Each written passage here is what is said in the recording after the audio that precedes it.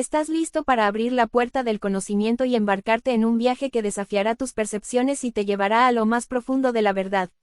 Carlos X de Francia, Palacio de Versalles, 9 de octubre de 1757 Gorizia, Iliria, 6 de noviembre de 1836, fue rey de Francia y de Navarra entre 1824 y 1830. Fue el último rey Borbón de Francia y el último rey que tuvo una ceremonia de coronación. Nieto de Luis XV y su esposa, la princesa María Leszczyńska de Polonia, e hijo menor del príncipe Luis de Francia, que nunca reinó, y su esposa alemana María José de Sajonia. Carlos era hermano del rey Luis XVI, que fue depuesto y ejecutado durante la Revolución Francesa, y hermano del rey Luis XVIII, que reinó tras la caída de Napoleón. Tenía el título de conde de Artois.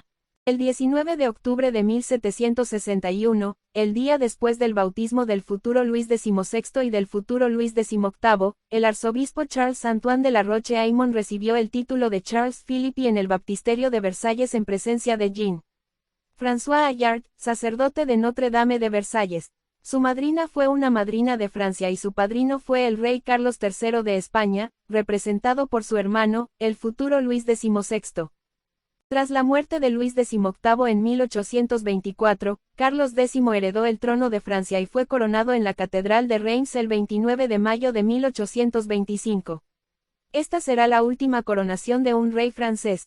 El reinado de Carlos X estuvo marcado por una gran tensión con la burguesía francesa y, en general, con las ramas más liberales del establishment político. El absolutismo de Carlos y las demandas de una monarquía extrema. El descontento del rey y sus seguidores ultramonárquicos con esta situación fue evidente al comienzo de su reinado, y los ultramonárquicos se apresuraron a intentar dominar la política francesa mediante el fraude electoral, el chantaje y la calumnia, lo que provocó una gran reacción. Descontento entre la burguesía liberal y las clases populares en abril de 1827 cuando Carlos X. Unos días después, Carlos X temió que la Guardia Nacional pudiera derrocarlo y ordenó su disolución. Sin embargo, el incidente expuso la debilidad de la monarquía, que no logró desarmar a los guardias tras su disolución. Las políticas ultramonárquicas de Carlos I son bien conocidas y las leyes más importantes introducidas por el primer ministro formaban parte de la lista de leyes aprobadas por Carlos. Estas leyes eran extremadamente impopulares y tenían como objetivo otorgar a la nobleza y al clero enormes poderes y privilegios en detrimento del tercer estado. En resumen, las iniciativas legislativas de Carlos X buscaban deshacer los logros más importantes de la revolución. En 1825 se aprobó una de las leyes más controvertidas para compensar a todos los nobles cuyas tierras fueron expropiadas durante la revolución. La ley antiblasfemia del mismo año tipificó como delito cualquier delito contra la Iglesia Católica. La ley se utilizaría como herramienta de venganza política contra muchos políticos liberales. Sin embargo, el incidente de la Guardia Nacional de 1827 reveló el agotamiento de Carlos X. El siguiente primer ministro, Jean-Baptiste de Martignac, era un político moderado odiado por Carlos X. El rey veía su gabinete como un pecado pasajero y no dudó en conspirar contra el primer ministro, que se vio obligado a dimitir en agosto de 1829. Martignac fue sucedido por el ultramonárquico Gilles de Polignac, que carecía de inteligencia política y era amigo del rey.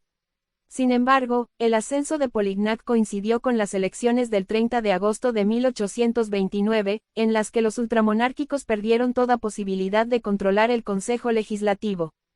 El conservador Chateaubriand estaba muy descontento con la elección de Polignac y abandonó las filas proanarquistas, convirtiéndolas en minoría, dejando a Polignac y Charles con inclinaciones liberales.